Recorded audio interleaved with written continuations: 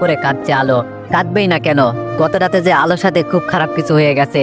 একটা অবিবাহিত মেয়ের যে সতীত্ব হরণ হয়েছে, তাও জোরপূর্বক। সেই রাত থেকেই এভাবেই বসে মেয়েটা কাঁদছে। আর ওইদিকে আলোর কান্নার শব্দ ভোরের কানে ভেসে গেল আর ঘুমটা ভেঙে গেল। ভোর মাথাটা উঠাতে পারছে না, তার মাথাটা প্রচন্ড ভারী লাগছে। গতকাল রাতে সে পুরো ড্রাঙ্ক ছিল। তারপর কষ্ট করে উঠে বসলো, উঠে ভালোভাবে চারিদিকে চোখ বুলিয়ে নিল। তারপর চোখ আটকে গেল ফ্লোরে বসে কান্না করা আলোর দিকে। কিন্তু কিছু বুঝতে পারছে না মেয়েটাকে।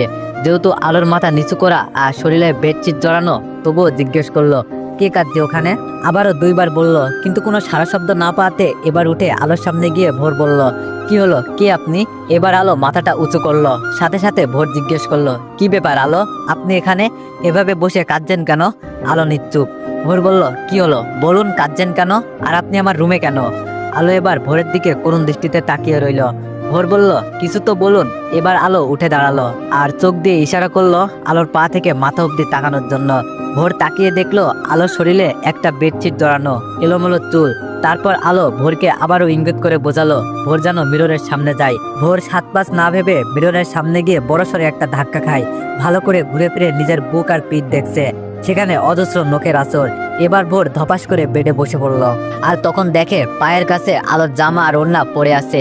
একটু চোখ ঘোরাতেই দেখে একটু দূরে সালোয়ারটাও পড়ে আছে। এবার আর ভোরের বুঝতে বাকি নেই কেন আলো বেডশিট জড়িয়ে কান্না করছে আর কেন তার শরীরে এত নখের আঁচড়। চারিদিকে নীরবতা। হঠাৎই জানালার গ্লাস খোলার শব্দ পেল ভোর। পিছনে তাকিয়ে দেখে আলো জানালার উপর দাঁড়ানোর চেষ্টা করছে। যদি পায়ে একবার স্লিপ করে তো সোজা 24 তলার উপর থেকে নিচে পড়ে গিয়ে মৃত্যু নিশ্চিত। ভোর দৌড়ে আলোর পিছনে টান দিয়ে নিজের কোলে নিল। এরপর কোল থেকে নামিয়ে জিজ্ঞেস করলো, কি করতে গিয়েছিলেন ওখানে? আলো করুণ কণ্ঠে বলল, মরতে। ভোর বলল, কেন? আলো বলল, এছাড়া আমি আর কি করতে পারি? ভোর বলল, মরলেই কি সব সমাধান হয়ে যাবে? আলো বলল, হয়তো এটাই সমাধান, কারণ আমি যে মেয়ে। ভোর বলল, স্টপ দিস ননসেন্স। আলো বলল, এই মুখ এই সমাজে কি করে দেখাবো? আমার বাবার সামনে কি করে দাঁড়াবো? তার ফুলের মতো মেয়েটা যে বিয়ের আগেই নষ্ট হয়ে গেছে, কি করে সেই নষ্ট ফুলকে বাবা দেখবে? বাবা যে আমার মরেই যাবে।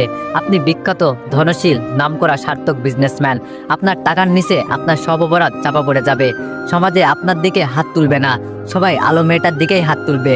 হয়তো বলেই বসবে মেয়েটা একটা প্রস্টিটিউট। এটা বলার সাথে সাথে ভোর সজোরে আলোর গালে একটা ঠাস করে থাপ্পড় বসিয়ে দেয়। আলো বসে কান্না করতে থাকে। চারিদিকে আবার নিস্তব্ধ হয়ে গেল। একটা গম্ভীর গম্ভীর ভাব আশ্রে দেয়ালে, যেন সব থমকে গেছে। নীরবে আলো কাঁদছে আর ওইদিকে আকাশ পানে তাকিয়ে ভোর ভাবছে। কি ভাবছে তা সে নিজেও জানে না। নীরবতা ভেঙে ভোর বলল, রেডি হয়ে নাও 10 মিনিটের মধ্যে। আলো গালে হাত দিয়ে ফুপিয়ে ফুপিয়ে কাঁদতে কাঁদতে বলল, কেন? ভোর বলল, আমি বলছি তাই, কোনো প্রশ্ন করো না। আলো আর কিছু না বলে পাশেই নিজের রুমে সেখানে চলে যায়। 10 মিনিট পর ভোর রেডি হয়ে আলোর রুমে নক দেয়। একটু পর আলো বেরিয়ে আসে। একটা সাদা 3 পিস পরেছে, লম্বা হাতাওয়ালা। মেয়েটা সবসময় লম্বা হাতাওয়ালাই 3 পিস পরে, লং 3 পিস পরে, কারণ তার গায়ের রংটা অল্প কিছু অংশ দেখা যায়। সাদা 3 পিসে মুখের কালো রংটা বেশ কালোতে ফুটে উঠেছে। তার উপর তো মলিন একটা চেহারা, চোখগুলো ফোলা। সারা রাত যেন কান্না করেছে। তারপর ভোর বলল, আমার সাথে আসো। আলো ভোরের পিছনে পিছনে যাচ্ছে। ভোর গিয়ে গাড়ির ড্রাইভ সিটে বসলো। তার পাশের সিটে আলোকে বসতে বলল। আলো গাড়িতে উঠলো। কোথায় নিয়ে যাচ্ছে আলো জানে না। ভোর গাড়ি ড্রাইভ করছে আর আলো বাইরে এক পলক তাকিয়ে আছে, নিস্তব্ধ সেই দৃষ্টি। ভোর মাঝে মাঝে তাকিয়ে দেখছে আলোকে, কিন্তু আলো তো সেই বাইরেই তাকানো। এর মধ্যে ওদের পরিচয়টা বলি। আলোর পুরো নাম আলো শাখাওয়াত। আলো ভোর চৌধুরীর বিয়ে। কি ভাবছেন বিয়েরা তো সবসময় সুন্দরী হয়, তবে আলো কেন কালো? আসলে ভোরের কাছে যোগ্যতাটাই সব, সে গায়ের রং দেখে না। আলোর যোগ্যতা ছিল তাই এই পোস্টে জব পেয়েছে। ওরা এখন সিঙ্গাপুরে আছে। এই প্রথম আলো দেশের বাইরে আসলো, তবে অফিসের কাজের জন্যই আসা। আসতে চেয়েছিল না, কিন্তু কি করার, রুলস তো মানতেই হবে। 2 দিন আগে ভোরের কোম্পানির সাথে সিঙ্গাপুরের একটা কোম্পানির ডিলটা প্রপারলি সাকসেস হয়েছে। তাই গতকাল রাতে ভোর একটা পার্টি থ্রো করে। ভোর আর আলো যেই হোটেলে উঠেছে সেই হোটেলেই। সেই পার্টিতে ভোর অনেক বেশি ড্রিঙ্কস করে, যার ফলে ভোরের রুমে নিয়ে আসতে হয় আলোর। ভোর নিজের মধ্যে তখন ছিল না, পুরো মাতাল ছিল। আলোর সাথে জোরপূর্বক ভাবেই শারীরিক সম্পর্ক করে। আলো বারবার বাধা দিচ্ছিল, সাথে নখ দিয়ে আঁচড় কাটছিল। কিন্তু একজন মাতালের কি আর সেই হুঁশ থাকে না? তেমনি ভোরের ছিল না। সে তার নিজের কাজ চালিয়ে যাচ্ছিল আর আলো চোখের পানি ঝরাচ্ছিল। হঠাৎ গাড়ির ব্রেক করলো আর আলো তার ভাবনা জগৎ থেকে বের হয়ে এলো। ভোর বলল, বের হন। আলো বের হলো। আলোর এখন কিছুই বলার নেই, সে আর নিজের ভিতরেই নেই। আছে নিস্তব্ধ, যেন একটা মাটির পুতুল। ভোর আলোর সামনে গিয়ে আলোর হাতটা ধরে নিয়ে যাচ্ছে। আলো শুধু ভোরের দিকে তাকিয়ে আছে, কোথায় নিয়ে যাচ্ছে, কোথায় এলো এইসব আলো দেখছে না বা ভাবছে না, শুধু ভোরের দিকে তাকিয়ে হাঁটছে। হঠাৎই ভোর থেমে গেল আর বলল, জুতা খোলেন। আলোকে জুতা খুলতে বলায় আলো এবার চারপাশ তাকালো, দেখে বুঝলো এটা একটা মসজিদ। মসজিদে কেন? এবার আলোর প্রশ্ন আসলো। আলো বলল, মসজিদে কেন? ভোর বলল, জুতা খুলুন। আলো আর কিছু না বলে জুতা খুললো, আর ভোর আলোর হাত ধরে নিয়ে যাচ্ছে মসজিদের ভিতরে। এবার আলোর সামনে তাকিয়ে হাঁটছে। কিছুটা হেঁটে থামলো ভোর, তার সাথে আলো। ওদের সামনে একজন লোক বসে আছে। ভোর বলল, আসসালামু আলাইকুম ইমাম হুজুর। ইমাম বলল, ওয়ালাইকুম আসসালাম, আপনি ভোর চৌধুরী? ইমাম হুজুর বাংলা জানেন? ভোর বলল, জি। ইমাম বলল, আচ্ছা বসুন আপনারা। তারপর ভোর আর আলো বসলো। আলো এখনো জানে না কি হচ্ছে। খানিক বাদে হুজুর ভোরের দিকে তাকিয়ে বলল, তবে শুরু করি বিয়ে পড়ানো? ভোর বলল, জি শুরু করুন। এবার আলো বড় সড়ো একটা ধাক্কা খেলো। এইভাবে ভোর চৌধুরী তাকে বিয়ে করবে? এত বড় একজন বিজনেসম্যান করবে তাকে বিয়ে? কিন্তু কেন? এটা কি দয়া, নাকি সে তার ভুলে শাস্তি পূরণ করছে? সে চাইলেই তো এমন 100টা আলোকে বিয়ে করে ছেড়ে দিতে পারে তুড়িতে। তবে কি বিয়ে করে পরে ডিভোর্স দিবে? আলো আর ভাবতে পারছে না। এবার হুজুর আলোকে বলল, মা আপনার নাম, আপনার বাবার নাম, আপনার মায়ের নাম? আলো ভাবনা ভেঙে উত্তর দিল, আমি আলো সাখাওয়াত, বাবা শাহেদ সাখাওয়াত, মা মমতা সাখাওয়াত। ইমাম হুজুর দোয়া দুরুদ পড়লো। প্রায় 20 মিনিট পর আলো আর ভোরের বিয়ের কাজ সম্পূর্ণ হলো। আলো কবুল বলার সময় অনেক সময় চুপ ছিল। তারপর হুজুরের বারবার কবুল বলো মা, কবুল বলো মা। একথা শুনে নিজের মনের সাথে অনেক যুদ্ধ করে অবশেষে কবুলটা বলেই দিল। তারপর ভোর আর আলো বেরিয়ে এলো মসজিদ থেকে। মসজিদ থেকে বের হয়ে ভোর জুতা পরছিল, আর আলো ঠায় দাঁড়িয়ে ভোরকে দেখছে। ভোরের জুতা পরা শেষ হলে ভোর গাড়িতে গিয়ে বসে। এবার আলোর খারাপ লাগতে লাগলো, এই ভেবে কেন ভোর বলল না জুতা পরতে। তবে কি সত্যি উনি দয়া করলেন? ভাবতে ভাবতে আলো জুতা পরে গাড়িতে গিয়ে বসলো। এবার ভোরের দৃষ্টি আলোর দিকে যাচ্ছে না, আর আলো তো আবার ভাবনার জগতে পাড়ি দিল। আলো বারবার ভাবছে, কি হবে শেষ পরিণতি? উনি তো মন থেকে মেনে আমাকে বিয়ে করেননি, করেছেন চাপে পড়ে, একটা মেয়ের জীবন বাঁচানোর জন্য, একটা বাবার কাছে তার সতেজ ফুলটাকে ফিরিয়ে দেওয়ার জন্য, যেন সতেজ ফুলটার বাবা কষ্ট না পায়। একটা মেয়ের দিকে কেউ যেন প্রস্টিটিউটের আঙুলটা তুলতে না পারে। এইসব তো সবটাই দয়া। বড় লোকরা সবাই তো দয়াই করে, উনিও তার ব্যতিক্রম কিছু করেননি। ভোর গাড়ি ব্রেক করলো, আর আলো ওর ভাবনার জগৎ থেকে বের হলো। ভোর গাড়ি থেকে বের হয়ে সামনের একটা লেকের পাড়ে একটা বেঞ্চে রাখা সেখানে গিয়ে বসলো। জায়গাটা বেশ নির্জন, মানুষের কোনো আনাগোনা নেই বললেই চলে। আলো আর গাড়িতে বসলো না, কারণ আলোর মনে যে অনেক প্রশ্নের ভিড় জমিয়েছে, তাদের যে শান্তি দিতে হবে। তাই আলো গিয়ে বেঞ্চের এক কোনায় বসলো। দুজনই নীরব, দুজনেরই দৃষ্টি সামনের লেকের পানিতে। এই নীরবতা ভেঙে আলো বলল, আপনি আমাকে কি দয়া করলেন? ভোর বলল, না। আলো বলল, তাহলে? ভোর বলল, একটু একা থাকতে চাচ্ছিলাম। আলো ব্যাপারটা বুঝতে পারে, তাই আর সেখানে বসে না থেকে চলে যায়। আলো হাঁটছে আর ভাবছে, আমি যদি রাতে ওনাকে রুমে নিয়ে আসতাম তাহলে এইসব কিছুই হতো না। উনি ধুম করে বিয়ের ডিসিশনটা নিলেন, এখন হয়তো মানতে পারছেন না। কি করলো উনি? আমি বা কি করবো এখন?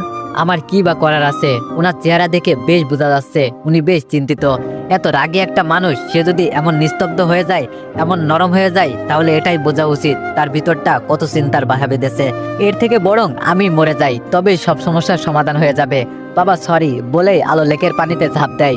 ওর পানিতে কিছু পড়ার শব্দ শুনে চারপাশ তাকিয়ে দেখে আলো নেই। তারপর দৌড়ে সেখানে যায়, গিয়ে দেখে আলো পানিতে ঝটপট করছে। ভোরও পানিতে ঝাঁপিয়ে পড়ে। এরপর আলোকে লেকের পাড়ে তোলে।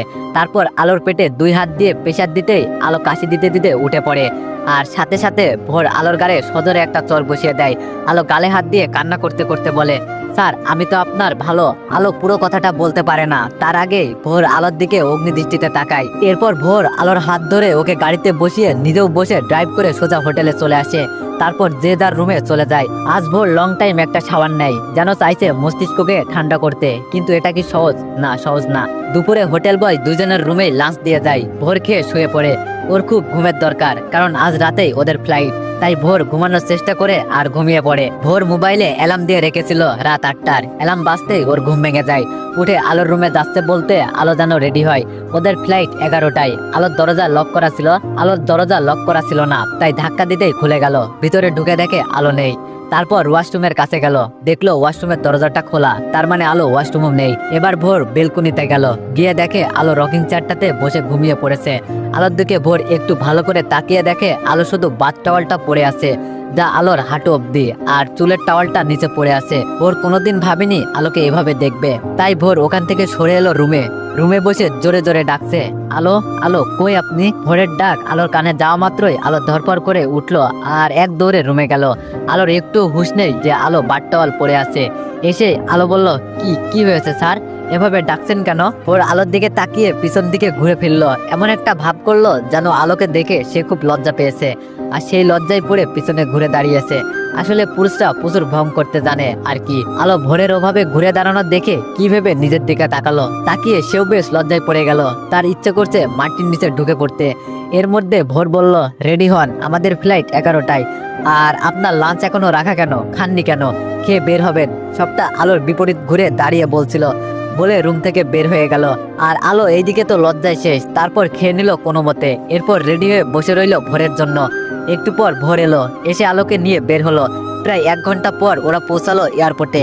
এখন 10টা 10 বাজে, ফ্লাইট এখনো অনেক দেরি। তাই ভোর আলোকে বসিয়ে রেখে একটু সামনে গেল ফোনে কথা বলতে বলতে। এইদিকে আলো ওর বাবার কাছে ফোন করে জানিয়ে দিল আগামীকাল দেশে আসবে। প্রায় 10 মিনিট পর ভোর এলো সাথে কিছু খাবার নিয়ে। ভোর বলল, আলো এগুলো খেয়ে নিন। আলো বলল, আমি তো খেয়ে বের হয়েছিলাম, আমি আর খাবো না। ভোর বলল, দেখেছি, প্লেটের 4 ভাগের 1 ভাগও শেষ হয়নি, নিন খেয়ে নিন তাড়াতাড়ি, আর কোনো কথা নয়। আলো আর কথা না বাড়িয়ে চুপচাপ খেয়ে নিল। পাশে বসে ভোরও হালকা কিছু খেলো। কিছুক্ষণ পর অ্যানাউন্সমেন্ট হলো, তারপর ওদের চেকিং হলো। ওরা পাশাপাশি সিটেই বসেছে, আলো উইন্ডো সিটে আর ভোর ওর পাশেই বসেছে। প্রায় 1 ঘন্টা পর আলোর চোখে একটু ঘুম ঘুম ভাব এলো। তারপর আলো ঘুমিয়ে পড়লো, কিন্তু ভোরের চোখে ঘুম নেই। আলো ঘুমের ঘরে ভোরের কাঁধে মাথা রাখলো। ভোর কিছু মনে করলো না, আলো পুরো ঘুমে বিভোর। সারাটা ফ্লাইটে আলো ভোরের কাঁধেই ঘুমালো। যখন প্লেন ল্যান্ড করলো তখন আলো ঘুমিয়েছিল। ভোরের ডাকে আলো মিটমিট করে চোখ খুলে নিজেকে আবিষ্কার করে তাড়াতাড়ি ভোরের কাছ থেকে মাথা তুলে বলল, সরি স্যার। ভোর বলল, ইটস ওকে, আমরা এসে গেছি, চলুন। তারপর ওরা বাংলাদেশ এয়ারপোর্ট থেকে বাসায় যাওয়ার জন্য গাড়িতে উঠলো। আলো অবশ্য ভোরকে বলেছিল সে একা একাই বাসায় যেতে পারবে, কিন্তু ভোর বলল তার কিছু জরুরি কথা আছে, যেতে যেতে বলবে। তাই যেন ভোরের গাড়িতে ওঠে। অবশেষে বাধ্য হয়ে উঠলো আলো। এবার আর ভোর ড্রাইভ করছে না, ড্রাইভার আছে। আলো আর ভোর পিছনের সিটে বসা। একটু পর আলো বলল, স্যার আপনার জরুরি কথা কি এখন বলা সম্ভব? ভোর বলল, আসলে আমি বলতে চাচ্ছি সিঙ্গাপুরে যা কিছু হয়েছে এখন এগুলো কাউকে বলার দরকার নেই, যখন সময় হবে আমি বলবো তখন। আলো বলল, আপনার মান সম্মানের ব্যাপার স্যাপার। আলো বলল, আপনার মান সম্মানের ব্যাপার স্যাপার বলে কথা কাউকে বলা যাবে না। ভোর বলল, আলো সবকিছু একটা ঘরের ভিতরে ঘটে গেছে, আমি সম্পূর্ণ অপ্রস্তুত ছিলাম। আমার মাইন্ডও কি দিয়ে কি করলাম আমি তখন ভাবিনি, কিন্তু করার পর বুঝলাম। আলো বলল, কি বুঝলেন? ভুল করেছেন এটাই তো? আচ্ছা স্যার, আমি তো বলিনি আমাকে বিয়ে করেন, বলেছি আমি বললে আপনার তো ছিটে ফুটাও ক্ষতি হতো না, যা হবার আমার পরিবারের হতো। তবে কেন করলেন ভুল? ভোর বলল, এই নিয়ে আমি আর কথা বলতে চাই না। আমি যখন চাই না কেউ জানবে এই বিষয়ে, সো কেউ জানবে না, দ্যাটস ফাইনাল। আলো আর কিছু বলতে পারলো না, শুধু অজরে কেঁদে গেল। প্রায় ঘন্টাখানিক পর আলোর বাড়ির সামনে এসে গাড়ি থামলো। আলো আস্তে করে নেমে পড়লো গাড়ি থেকে। নিজের ব্যাগটা নিয়ে বাড়ির মেন গেটে ঢুকে গেল।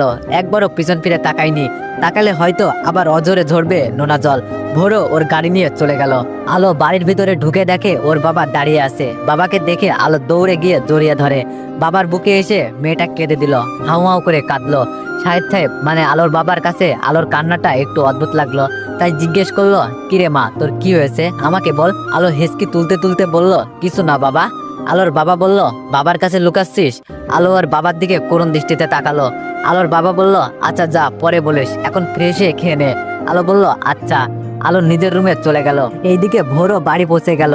ভোরের মা শাইলা চৌধুরী ভোরকে দেখে তো সেই খুশি। ভোরও মা বলে মাকে জড়িয়ে ধরলো। তারপর সোফাতে মায়ের কোলে শুয়ে প্রায় আধা ঘন্টা গল্প জুড়ে তারপর রুমে আসলো। ভোরের বাবা নেই, 2 বছর আগে ব্রেন স্ট্রোক করে মারা গেছেন মাহতাব চৌধুরী। সেই থেকে ভোরই সবকিছু দেখাশোনা করে। আলো রাতে শুয়েছিল, এমন সময় ওর বাবা এলো রুমে। এসে মেয়ের মাথার কাছে এসে মেয়েকে ডাকলো, কিরে মা, ঘুমাসনি? আলো পাশ ঘুরে দেখে তার বাবা বসে আছে। আলো কিছু না বলে আস্তে মাথাটা তার বাবার কোলে রাখে। আলোর বাবাও মেয়ের মাথায় বিলি কেটে দিচ্ছে। আলোর বাবা বলল, কি হয়েছে আমার মেয়েটার, এত ভীষণ দেখাচ্ছে কেন? আলো বলল, বাবা তোমাকে অনেক কিছু বলার আছে। আলোর বাবা বলল, হ্যাঁ তো বল, আমিও শুনতে চাই। এরপর আলো একটা দীর্ঘশ্বাস ছেড়ে সব বলতে শুরু করলো বাবার কোলে শুয়ে শুয়ে। মাত্রই ভোর রাতের খাবার খেয়ে ঘুমাতে যাবে, তাই ওর ব্যাগ থেকে ওর জিনিসপত্র বের করছে। এমন সময় ভোরের চোখ আটকে গেল ব্যাগের ভিতরে, কারণ সেখানে রয়েছে আলোর সেই ওড়নাটা, যেটা আলো সেদিন পার্টিতে পড়েছিল। ওড়নাটা ভোর হাতে নিল, এরপর খুললো, দেখে একটা জায়গায় ছিঁড়ে গেছে। ভোর ওড়নাটা ভাগ করে আলমারিতে রেখে দিল, এই ভেবে যে কাল ফেরত দিবে। এর মধ্যে ভোরের মা ওর রুমে এসে দেখে ফেলে তার ছেলে একটা ছেঁড়া ওড়না ভাঁজ করে আলমারিতে রাখছে। তখন শাইলা চৌধুরী বলল, কি ব্যাপার, আমার ছেলের কাছে একটা ওড়না, তাও ছেঁড়া, সেটা আবার যত্ন সহকারে আলমারিতে রাখা হচ্ছে, কাহিনী কি, কে মেয়েটা? ভোর বলল, কোনো কাহিনী না মা, ওটা আমার একজন অফিসের স্টাফের, কাল দিয়ে দিব, ভুলে আমার ব্যাগে চলে আসছে, বুঝলে? ভোরের মা বলল, বুঝলাম, আমার যা বোঝার বুঝলাম, ডিয়ার সন। ভোর বলল, মা এবার কিন্তু আমি রেগে যাচ্ছি। ভোরের মা বলল, রাখতে হবে না, এখন ঘুমিয়ে পড়, কাল অফিস আছে, গুড নাইট। ভোরের কপালে একটা চুমু দিয়ে ভোরের মা চলে গেল, আর ভোরও ঘুমিয়ে পড়লো। আলো সব কথা শুনে আলোর বাবা বলল, কাঁদিস না মা, জন্ম মৃত্যু বিয়ে রিজিক সবই আল্লাহর হাতে, তোর কপালে হয়তো এভাবেই লেখা ছিল বিয়েটা, এখন তোর ভেঙে পড়লে চলবে না। মনে রাখিস মা, স্বামীর অধিকার আদায় করে নিতে হবে যে কোনো ভাবেই। তুই আমার মেয়ে, তুই পারবি ওই ভোর চৌধুরীর মনে জায়গা করে নিতে, তোকে পারতেই হবে, এখন ঘুমিয়ে পড়, আমি যাচ্ছি। আলো চোখ মুছে ওর বাবার শেষ কথাটা চিন্তা করতে করতে ঘুমিয়ে গেল। আজ আলো হালকা পিঙ্ক কালারের একটা থ্রি পিস পরেছে। কালোদের হালকা পিঙ্ক কালার খারাপ লাগে না, ভালোই লাগে। আর আলোর চেহারাতে তো একটা মায়া আছেই, কখনো কোনো অর্নামেন্টস মেয়েটি পরে না। ওই যে একটা গান আছে না, নাকে নেই ফুল, কানে নেই দুল, গলাতে নেই কোনো হার। তো এভরিওয়ান, পরের লাইনটা কি বলে যাবেন, ভুলে গেছি। এমনই ব্যাপারটা, আলোরও নাকে কানে গলায় কোনো অর্নামেন্টস নেই, তবুও মেয়েটাকে একেবারে খারাপ দেখায় না। বাবার সাথে নাস্তা করে আলো অফিসের উদ্দেশ্যে বের হয়। এইদিকে অফিসে যেতে আসতো কোনো অনুভূতি ছিল না, আজ এক অন্যরকম অনুভূতি কাজ করছে আলোর ভিতরে। কেমন একটা চাপা কষ্ট আজ আলোর ভিতরটা কুড়ে কুড়ে খাচ্ছে। এইসব মাথায় নিয়ে অবশেষে আলো পৌঁছালো অফিসে। অফিসে গিয়ে সবার সাথে কুশল বিনিময় করে নিজের ডেস্কে এসে বসলো। তারপর নিজের ব্যাগটা রেখে ভোরের কেবিনে ঢুকলো। ভোর এখনো অফিসে আসেনি। প্রতিদিনই ভোরের আগেই আলো অফিসে আসে, আর এসে দেখে সবকিছু ঠিকঠাক আছে কিনা। ভোর যে পান থেকে চুন খসলে অফিস মাথায় তুলে চিল্লিয়ে, আর আলো তো সেই রকম গোছল একটা মেয়ে। এই পর্যন্ত আলোর কোনো ভুল খুঁজে পায়নি ভোর। আলো ভোরের কেবিনটা গুছিয়ে প্রয়োজনীয় সব ফাইলপত্র রেখে নিজের ডেস্কে চলে গেল। 20 মিনিট পরেই ভোর অফিসে ঢুকলো। সবাই ভোরকে কংগ্রেস করলো ডিলটা সাকসেস হওয়ার জন্য। আর মীরা এসে তো ভোরকে জড়িয়েই ধরলো। মীরা ভোরের অফিসের স্টাফ, আবার ভোরের ক্লাসমেটও ছিল।